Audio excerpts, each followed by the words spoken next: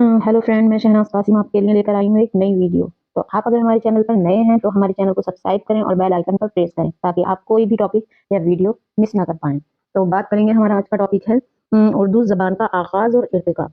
इस उर्दू ज़ुबान से रिलेटेड कई सारे सवाल पूछे जाते हैं, तो वो सारे पेपरों में लगभग पूछे ही जाते हैं, छोटी क्लास हो या वो बड़ी क्लास हो। 4-5 सवाल जो है उर्दू से रिलेटेड हमारे आ ही जाते हैं। अब हम बात करेंगे इर्तिका के बारे में। ठीक है, अब हम इर्तिका के बारे में बात करेंगे। इर्तिका का मतलब भी आपको मालूम होना चाहिए कि इर्तिका कहते हैं किसी चीज का दर्जा ब दर्जा तरक्की होना, यानी स्टेप बाय स्टेप किसी भी भाषा का विकास होना, यानी कि डेवलपमेंट होना। तो ये खास बात है जो आपको याद रखनी है। अब हम जो है, उर्दू जबान एक मखलूत यानी मिली जुली जुबान है। उर्दू जबान कैसी जबान है? ये है मखलूत जबान। ठीक, आपको याद रखनी है कि उर्दू जबान कैसी जबान है? मखलूत जबान, यानी अलग अलग बोलियों, अलग अलग जुबानों से मिलकर बनी है।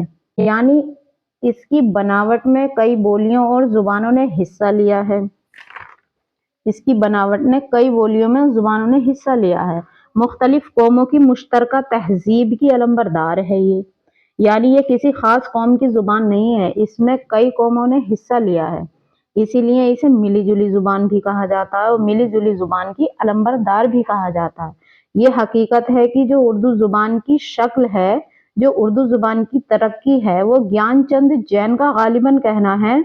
जो और अदीब हैं उनका भी यही कहना है। अगर मुसलमानों की आमद अगर हिंदुस्तान में ना हुई होती और मुसलमान हिंदुस्तान में ना आए होते, ये सारी बात जो है मुसलमानों की वजह है, ये जो हमारे हिंदुस्तान में उर्दू जबान का आगाज हुआ। अब हम बात करते हैं यहाँ पर जो ज़बान जदीद थी, जो ज़बान जदीद मॉडर्न ज़माने वजूद में आई, तो उसकी तरक्की होने में कुछ वक्त ज़्यादा लगा, लेकिन ये बात हकीकी है कि उर्दू ज़बान मुसलमानों की आमद से ही आई है। ठीक है, हिंदुस्तान में वजूद में आई और मुसलमानों ने इसकी तरक्की में खास किरदार निभाया है, यानी इसकी बनावट में कई बोलियों ने हिस्सा लिया है।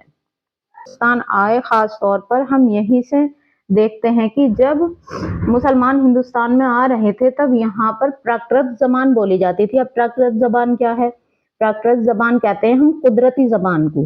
इसे कहते हैं कुदरती जबान को। उन जमाने में बोली जा रही थी वह बोलियां जो आम लोगों के बीच राइज थी। राइज का मतलब है इस्तेमाल में थी, जो आम लोगों के बीच इस्तेमाल में थी, क्योंकि संस्कृत जो है वह आला तबके की जबान बनकर रह गई थी। तो संस्कृत की जो बिगड़ी हुई शक्लें हैं, संस्कृत की जो बिगड़ी हुई शक्लें हैं, ये लोगों के बीच जो बोलियां पैदा हुई थी, जो संस्कृत की बिगड़ी हुई शक्लें प्राकृत यानी कुदरती जबान कहलाई, यानी कि नेचुरल जबान कहलाई।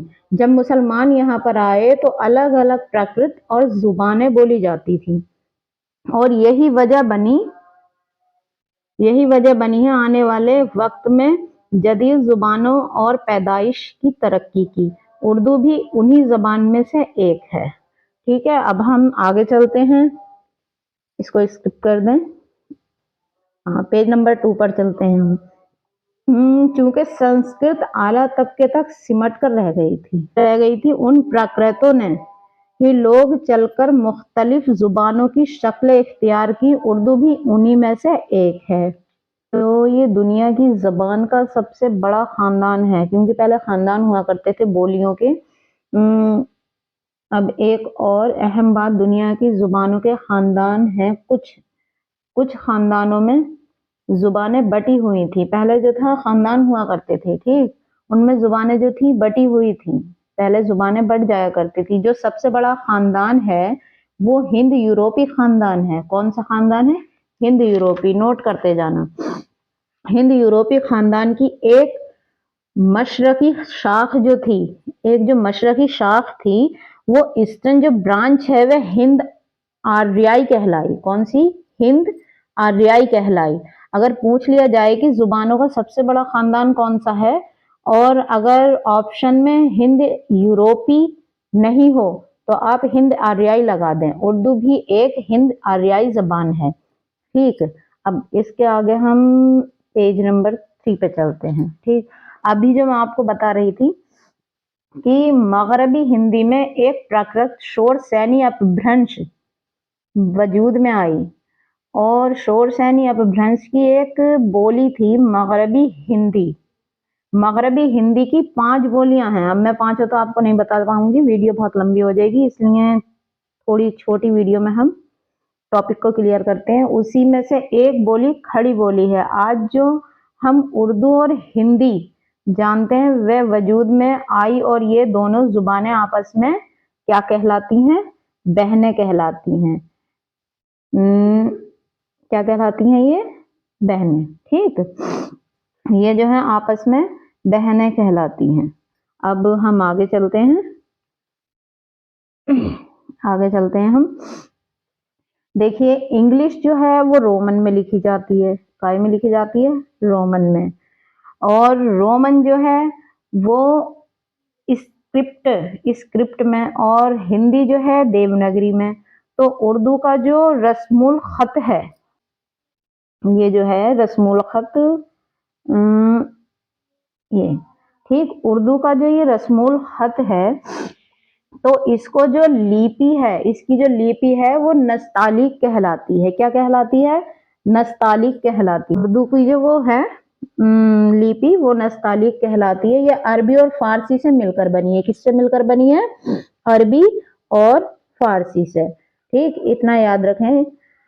इसका नाम जो है नस्तलीक नाम है। ये जो रस्मुल खत है, जो लिखने का अंदाज है, जो हम ये लिखते हैं ये लाइनिंग में, जो ये रस्मुल खत है, इसे जो है लिखने के अंदाज को नस्तलीक कहा जाता है। ठीक है, ये याद रखें आप। नस्तालिक किसे कहते हैं? लिखने के अंदाज को। अब जो हमारी उर्दू जबान के कई नाम पड़े हैं, इसका एक नाम है हिंदी, और हिंदी रेख्ता या जबान दहलवी, जबान दहलवी, ये इन नामों से भी जानी जाती है ज्यादातर।